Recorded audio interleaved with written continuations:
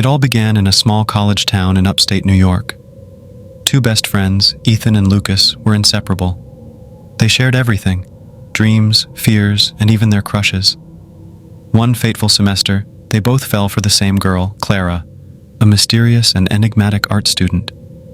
Clara was beautiful, but there was something haunting about her, a sadness in her eyes that neither Ethan nor Lucas could quite understand. Both friends tried to win her over, but Clara remained distant, as if she were hiding a dark secret. Eventually, Ethan and Lucas realized they were both in love with her. Rather than let it ruin their friendship, they made a pact. They would both walk away from Clara and prioritize their bond over their feelings. It was a difficult decision, but they stuck to it. Months later, Clara vanished without a trace. Her mother, Mrs. Harper, was devastated. She told Ethan and Lucas that Clara had always had a strained relationship with her stepfather, and after a heated argument, she had left home and never returned. The police searched for her, but Clara was never found. Ethan and Lucas, still carrying a soft spot for her, tried to help but eventually moved on with their lives. Years passed. Ethan and Lucas graduated, got jobs in different cities, and eventually found new loves. They married, started families, and even launched a successful business together. Life was good, until one night, over dinner with their wives, the past resurfaced. As the wine flowed, Ethan and Lucas joked about their college crush on Clara. Their wives, curious, pressed for details, but the men quickly changed the subject, their laughter uneasy. Later that night, one of the wives, Sarah, Ethan's wife, recalled hearing her husband mumble in his sleep, "Either be with both of us, or neither." The words sent a chill down her spine. Sarah couldn't shake the feeling that something was off. She confided in Lucas's wife, Emily, who admitted she had also noticed strange behavior from Lucas. He often woke up in a cold sweat, muttering Clara's name. The two women decided to dig deeper. They began by searching through their husband's old college belongings. In a dusty box in the attic, they found a stack of letters Clara had written to Ethan and Lucas. The letters were filled with cryptic messages. "I can't keep living like this," and "If you both love me, why can't you share me?" The final letter was the most chilling. "If I disappear, it's because I couldn't bear to choose." Sarah and Emily confronted their husbands, demanding the truth. Reluctantly, Ethan and Lucas confessed. They revealed that Clara had been torn between them, unable to choose. One night, after a heated argument, Clara had suggested a twisted solution. "If you both love me, why can't we all be together?" The idea horrified Ethan and Lucas, and they rejected it outright. Clara had stormed off, and they never saw her again. But there was more. On the night Clara disappeared, Ethan and Lucas had gone looking for her. They found her near an abandoned cabin deep in the woods. She was hysterical, claiming her stepfather had been abusing her for years. In a fit of rage, she had attacked him and fled. Ethan and Lucas tried to calm her down, but Clara was beyond reason. She begged them to help her disappear, to let the world believe she was dead. Ethan and Lucas, desperate to protect Clara, agreed to help her fake her own disappearance.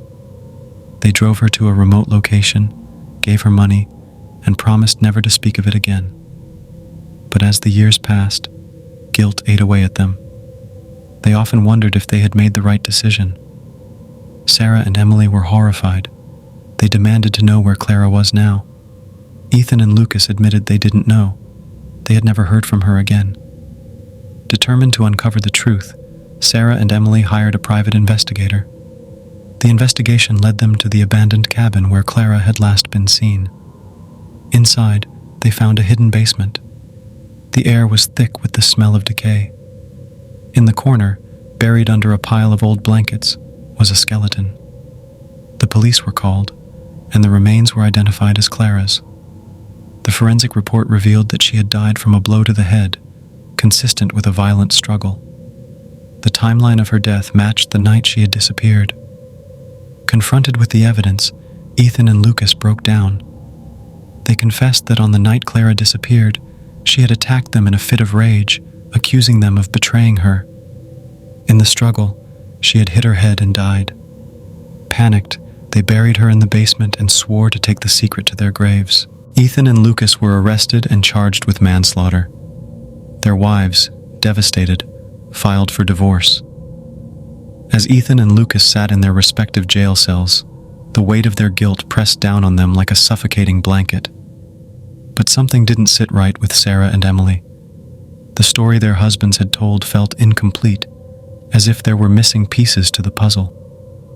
The private investigator, a grizzled man named Frank, shared their unease. He had seen enough crime scenes to know when something was off. Frank decided to revisit the cabin. This time, he brought a forensic team to scour every inch of the property. As they dug deeper into the basement, they found something that sent chills down their spines. A hidden compartment beneath the floorboards.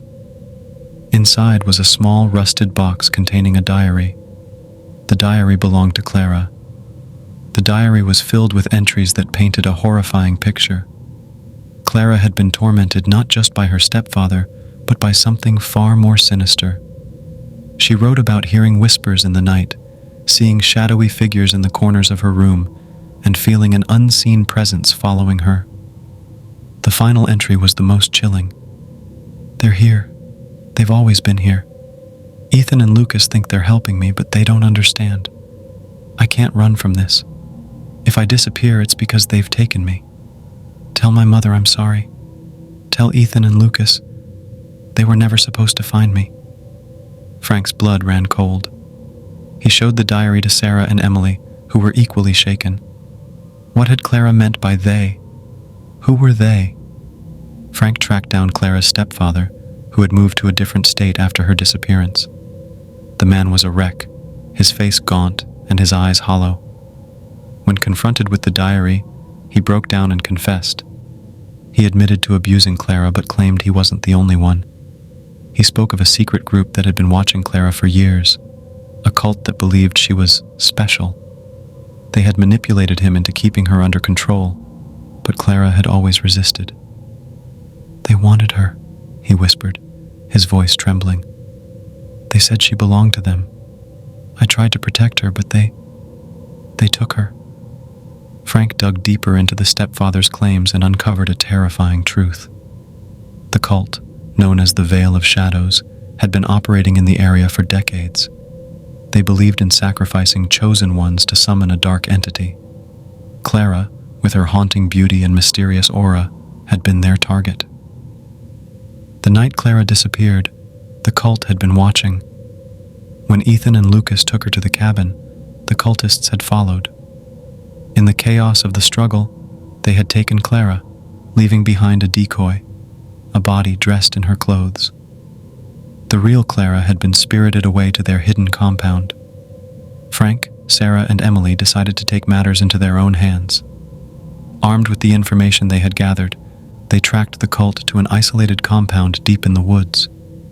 The place was a nightmare, a labyrinth of dark corridors, altars stained with blood, and walls covered in strange symbols. As they crept through the compound, they heard chanting. Following the sound, they found a large chamber where Clara was being held. She was alive but barely conscious, her body frail and her eyes hollow. Surrounding her were hooded figures, their voices rising in a sinister chant. Frank and the women launched a desperate rescue attempt. A brutal fight ensued, but they managed to free Clara and escape. As they fled, the compound erupted in flames, the cultists consumed by their own madness. Clara was rushed to the hospital, where she slowly began to recover. She told Sarah and Emily the full story. The cult had been tormenting her for years, and her stepfather had been their puppet. The night she disappeared, she had tried to escape, but the cult had caught up with her. Ethan and Lucas had unknowingly walked into a trap.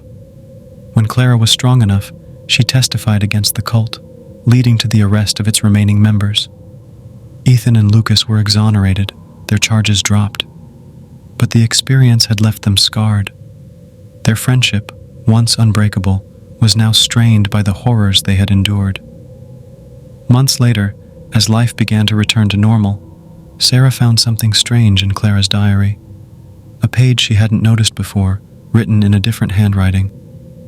"If you're reading this, it means they've failed. I am not Clara. I am her twin, taken by the cult years ago. Clara is still out there waiting to be found." The revelation sent shockwaves through everyone. The woman they had rescued wasn't Clara. She was her twin sister, stolen by the cult as a child. The real Clara was still missing, her fate unknown. The discovery that the woman they had rescued wasn't Clara, but her long-lost twin sister Mara, sent Sarah, Emily, and Frank into a whirlwind of confusion and dread. Mara, though physically identical to Clara, was emotionally scarred and broken by years of captivity. She spoke little, but when she did, her words were cryptic and haunting. "Clara is still out there," Mara whispered one night, her voice trembling. "But she's not the same. They changed her. They made her one of them." Sarah and Emily pressed Mara for more information, but she would only shake her head, her eyes wide with fear. "You don't understand. They didn't just take her, they transformed her." Frank, determined to uncover the truth, delved deeper into the cult's history. He discovered that the Veil of Shadows believed in a ritual called the Convergence, where they would sacrifice a chosen one to merge their soul with a dark entity. Clara, with her unique aura, had been their perfect candidate. But the ritual required a twin, a mirror soul, to complete the process. Mara had been taken years ago to serve as the anchor, while Clara was groomed to become the vessel. The night Clara disappeared, the cult had attempted the convergence. But something went wrong. Clara resisted, and the ritual was interrupted by Ethan and Lucas's arrival. In the chaos, Mara was left behind, and Clara was taken deeper into the cult's hidden network. Frank tracked down a former cult member who had escaped years ago. The man, now a recluse, revealed the location of the cult's most secretive compound, a place known as the Black Hollow. It was said to be a gateway to another realm, a place where the Veil of Shadows conducted their most sinister rituals. Sarah, Emily, and Frank, armed with this information, decided to venture into the Black Hollow. They knew it was dangerous, but they couldn't abandon Clara. Ethan and Lucas, though still haunted by their past, insisted on joining them. They owed Clara that much. The journey to the Black Hollow was nightmarish. The forest grew darker and colder the deeper they went. The trees twisted and gnarled as if in agony.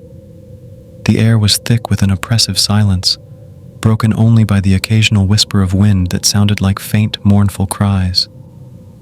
When they finally reached the compound, it was unlike anything they had ever seen. The structure was ancient, its walls covered in strange, pulsating symbols that seemed to shift and writhe when stared at for too long.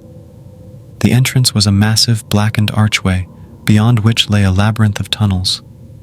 As they ventured inside, they found evidence of recent activity, candles still burning, fresh bloodstains on the walls, and the faint echo of chanting. The deeper they went, the more they felt an unseen presence watching them. At the heart of the compound, they found the final chamber. It was a vast, circular room with a massive altar at its center. Surrounding the altar were hooded figures, their chanting rising to a fever pitch. On the altar lay Clara, her body pale and lifeless, her eyes closed. But as they approached, Clara's eyes snapped open. They were no longer the eyes of the girl Ethan and Lucas had known. They were black, devoid of any humanity, and filled with an ancient, malevolent intelligence. "You're too late," Clara said, her voice a chilling blend of her own and something far darker. "The convergence is complete. I am no longer Clara. I am the Harbinger." The cultists turned to face the intruders, their faces hidden beneath their hoods. Clara, or the entity that now possessed her, rose from the altar, her movements unnaturally fluid. She raised her hand, and the air around her seemed to warp and twist. Ethan and Lucas, overcome with guilt and desperation, tried to reason with her. "Clara, please, we didn't know. We tried to save you." But the Harbinger only smiled, a cold, cruel smile. "You couldn't save me. No one could. But you can join me. With a wave of her hand, the cultists lunged at the group. A brutal fight ensued, but the cultists were no ordinary humans. They moved with unnatural speed and strength, their eyes glowing with the same darkness that now consumed Clara. In the chaos, Frank managed to grab Mara and pull her to safety. Sarah and Emily fought side by side, their determination unwavering. But Ethan and Lucas, realizing the gravity of their mistake, made a final, desperate decision. They rushed at the Harbinger, tackling her to the ground. "We're sorry, Clara," Ethan whispered, tears streaming down his face. "We should have fought for you. We should have never let you go." The Harbinger screamed, a sound that echoed through the chamber like 1,000 voices in agony. The symbols on the walls began to glow, and the ground shook violently. The convergence was unraveling. In a blinding flash of light, the chamber collapsed. When the dust settled, Sarah, Emily, Frank, and Mara found themselves outside the compound, the structure reduced to rubble. Ethan and Lucas were nowhere to be found. The group returned home, forever changed by what they had witnessed. Clara's fate remained a mystery. Had she been destroyed along with the Harbinger? Or had she been consumed entirely, her soul lost to the darkness? Months later, Sarah began to notice strange things. Whispers in the night, shadowy figures in the corners of her vision. One night, as she lay in bed, she felt a cold hand brush against her cheek. She turned to see Clara standing by her bedside, her eyes black and filled with an ancient, malevolent intelligence. "You thought it was over," Clara said, her voice a chilling whisper. "But it's only just begun."